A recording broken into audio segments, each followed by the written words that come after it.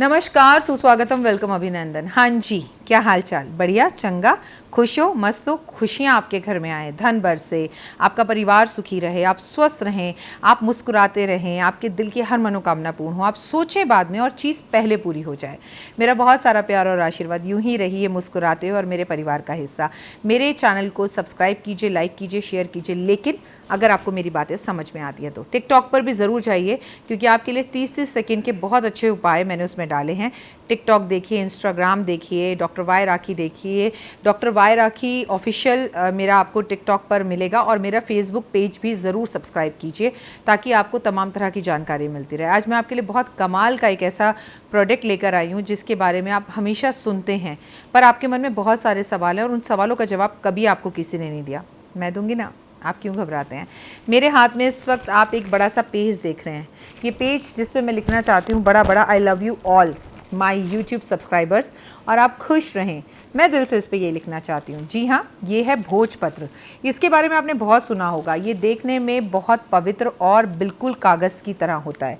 इस वीडियो को till and तक देखिएगा, क्योंकि मैं आज आपको इस भोजपत्र से ऐसे चमत्कारी उपाय बताऊंगी जो भले ही आप अभी टिकटॉक पर भी देख सकते हैं इस वीडियो को, भले ही अभी आप लॉकडाउन में ना कर सकें, लेकिन लॉकडाउन के बाद इन उपायों को कर सकते हैं। और आप में से हो सकता है बहुत सारे लोगों के घर भोजपत्र हो, और अगर आपको ये भोजपत्र चाहिए तो ये भोजपत्र नॉर्मल भोजपत्र है जो पूजा की दुकान से लाए और आपको दिखा दिया, लेकिन हमारे पास, मेरे पास खासकर, आपको अभिमंत्रित भोजपत्र मिलता है, और अभिमंत्रित भोजपत्र पर किया हुआ काम 100 गुना ज़्यादा काम आता है। तो ज़रूर मंगाइएगा। अगर आपको मुझसे भोजपत्र चाहिए, मैं आपको पोस्ट से भेजूंगी, क्योंकि कोरियर सर्विस तो लॉकडाउन की वजह से अभी बंद है, और हो सकता है जब तक ये वीडियो आपको मिले तब तक भी लॉकडाउन कंटिन्यू चले। और आपसे सिर्फ इतना कहना चाहती हूँ, ज़िंदगी बहुत खूबसूरत है और छोटे छोटे उपाय कर कर इसे और भी खूबसूरत बना सकते हैं। चलिए जानते हैं भोजपत्र के खास और चमत्कारी उपाय। ये छोटा सा कागज़ जो कभी किसी को हार्म नहीं करता, ये हम गाय को भी खिला सकते हैं, ये हम मछलियों को भी खिला सकते हैं, इससे उन्हें भी कोई नुकसान नहीं होगा, क्योंकि ये पेड़ की एक छाल है और पेड़ के पत्ते तो गाय खाती ही है, और मछलियाँ समुद्र और नदी के अंदर के पत्तों को खाती हैं, तो इससे कभी किसी जानवर को नुकसान भी नहीं पहुँचता है और हमारा बहुत ज़्यादा फ़ायदा हो सकता है। इनफैक्ट उनकी इससे भूख ही मिटती है। भोजपत्र पर श्री राम जय जय राम लिखकर हनुमान जी के चरणों पर अगर मंगलवार वाले दिन 11 मंगलवार आप रखाएं, इतने बड़े भोजपत्र पे नहीं, इसके हम 4 टुकड़े कर सकते हैं। इसको हम ऐसे मोड़ेंगे, हम इसको ऐसे मोड़ेंगे, क्योंकि जितना बड़ा भोजपत्र होगा उतना महंगा होगा, और हम छोटा भोजपत्र लेंगे। हम इतना सा भी टुकड़ा अगर ले लेंगे और उस पर श्री राम लिखकर हनुमान जी के चरणों में रखकर मत आइएगा। हनुमान जी के गदा भाला जो उन्होंने पकड़ा हुआ, एक तरफ संजीवनी बूटी जो पकड़ी है उसके पास रखकर आइएगा, या उनके हृदय पर चिपका कर आइएगा, क्योंकि आप पुरुष हैं तो ये काम आप कर सकते हैं, महिलाएं तो हनुमान जी को छू नहीं सकती, तो आपकी हर इच्छा पूर्ण होगी। कभी ना कोई काम बिना इच्छा के भी कर लेने चाहिए। अब आप मेरी एक वीडियो देख चुके होंगे या देखने वाले होंगे, जिसके अंदर मैं आपको बताने वाली हूँ कि लॉकडाउन के बाद हम क्या करेंगे। यकीन मानिए आपको बड़ा सुख मिलेगा। यकीन मानिए कुछ काम कभी यूं ही कर देने चाहिए बिना किसी मन्नत के, तो बड़ा सुख की प्राप्ति होती है। हमेशा भोजपत्र पर जो लिखना है, या तो वो इंडेक्स फिंगर से लिखिए, वो लिखने में साफ नहीं होगा, पर आप जो लिखना चाहते हैं वो लिखा जाएगा, या फिर अनार की कलम आपको किसी भी पूजा की दुकान पर मिलती है, नहीं तो अभिमंत्रित अनार की कलम आपको मेरे पास मिल जाएगी, उसी से लिखिए। और एक बार इस्तेमाल करी हुई अनार की कलम को हम दोबारा इस्तेमाल नहीं कर सकते, ये भी याद रखिएगा। शुक्रवार को भोजपत्र पर श्री लिखकर लक्ष्मी और विष्णु के समक्ष रख दें, और उसके बाद पत्नी पूजा कर कर उसकी, उसमें हल्दी कुमकुम लगाकर, उसे मोड़ कर, उस पर मोली बांध कर अगर अपने पति के पर्स में रख दे तो धन कभी घर से बाहर नहीं जाता। रक्त चंदन का इस्तेमाल अगर आप करें इस पर श्री लिखने के लिए, तो इसका लाभ आपको कई गुना ज़्यादा होगा। अगर रक्त चंदन आपको ना मिले तो मात्र स्केच पेन से या नॉर्मल रोली से भी आप लिख सकते हैं। भोजपत्र घर के पूजा स्थान में हमेशा होना चाहिए, चाहे आप उसका इस्तेमाल करें या ना करें, क्योंकि ये एक सूचना है, और वो भी शुभ सूचक है। ये शुभ मतलब शुभता का सूचक है। इसका घर में होना मतलब शुभ समाचार मिलना। रामायण और महाभारत से एक बात सीखी मैंने। रामायण जहाँ पिता से बिना कोई वाद विवाद करे अपनों के लिए त्याग कर दिया तो रामायण बन गई, और जहाँ पर अपने हक के लिए लड़ाई करी, अपना हक मांगा और वहाँ पर थोड़ी सी बहसबाजी कर ली और अपने हक के लिए खड़े हो गए, तो वो महाभारत बन गई। उस युग से ऐसा ही चला आ रहा है। घर वालों की सारी बातें मान लो तो आप राम हो, और अगर घर वालों की सारी बातें आप ना मानो तो आप पांडव हो।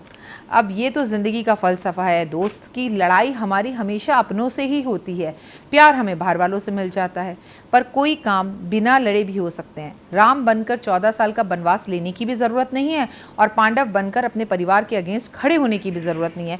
बीच का एक रास्ता निकालने की कोशिश ज़रूर करें आप। भोजपत्र पर ऐसे व्यक्ति का नाम लिखकर जो आपसे नाराज है, शनिवार वाले दिन अगर आप उसे अपने घर के पलंग के नीचे दबा दें, और लिखना आपको लाल रंग के पेन से है अगर आप उसे अपनी ज़िंदगी में वापस लाना चाहते हैं, और उसे पलंग के नीचे किसी की मदद से पलंग उठाना होगा और उसके जो पाया होता है उसके नीचे दबा दें। वो व्यक्ति आपको ज़्यादा मिस करेगा। वो आपका पति भी हो सकता है, अगर हो सकता है आपके संबंध खराब हो गए हों और वो अब आपको पहले जैसा प्यार ना करते हों, तो भी आप ये उपाय कर सकते हैं। लेकिन एक बात याद रखिएगा, आप भी उन्हें प्यार करती हैं तो ही इस उपाय को करिएगा। सिर्फ उन्हें नीचा दिखाना चाहती हैं या आपको सिर्फ शक है कि उनका किसी से चक्कर है और इस बात का आपके पास कोई सबूत नहीं है, सिर्फ शक की नज़रों में अगर आप ऐसा कोई भी उपाय करेंगी तो आपके पति 100 कोस दूर आपसे चले जाएंगे। भोजपत्र पर ऐसे व्यक्ति का नाम लिखें जिससे आपने पैसे लेने हैं, और लिखें काले रंग से, और इसे कपूर के ऊपर रखकर जला दें, और लगातार ऐसा आप 11 शुक्रवार करिए। वो व्यक्ति घर चलकर पैसे देने आएगा, लेकिन पैसों का तकाजा भी करते रहें आप।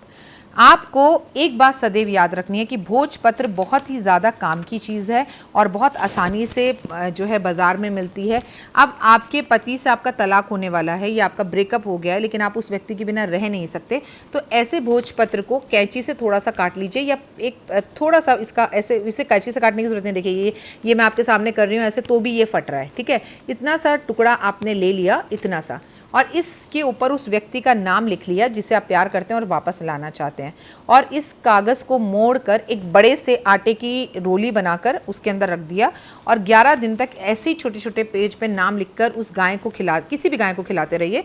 गाय जैसे जैसे ये भोजपत्र खाएगी, इससे गाय को कोई नुकसान नहीं होगा। आप चाहें तो नेट पर भी पढ़ लें, कहीं आप लोग कहें कि अपने भले के लिए आप गाय को नुकसान पहुँचा रहे हैं, तो गाय को कोई नुकसान नहीं होगा, क्योंकि गाय पत्ते खाती है और भोजपत्र इस काइंड ऑफ पेड़ का ही छाल है।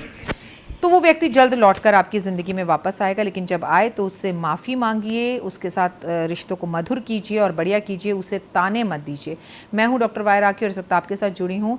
खुश रहिए, मस्त रहिए, बिंदास रहिए। फ़िलहाल मुझे दीजिए इजाज़त। अपना और अपनों का खास ध्यान रखिएगा। ज़िंदगी में किसी भी चीज़ की ज़रूरत हो तो परमपिता परमात्मा को याद करिए।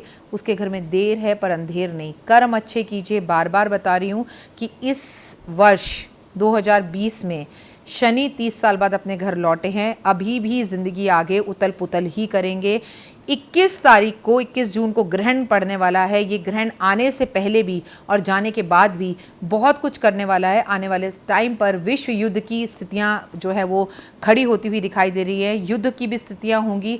हम कई अपने अच्छे फौजी नेताओं को भी खो देंगे, हाँ, फौजी लोगों को भी खो देंगे। कुछ नेताओं को भी आघात हो सकता है, कुछ अभिनेताओं को भी आघात हो सकता है, और कुछ ऐसी दुखद खबरें हमारे सामने आएंगी जो हमारे दिल को आघात पहुँचा देंगी, जिससे हमारी ज़िंदगी में बहुत तकलीफ होगी। बीमारी तो जो आ गई सो आ गई, आगे आपको और बीमारियों का भी सामना करना पड़ेगा, लेकिन उससे ज़्यादा तकलीफ हमें ये गृह युद्ध, विश्व युद्ध, हिंदू मुस्लिम के झगड़े, इन सब का जो आगे की स्थितियां हैं वो अच्छी नहीं है।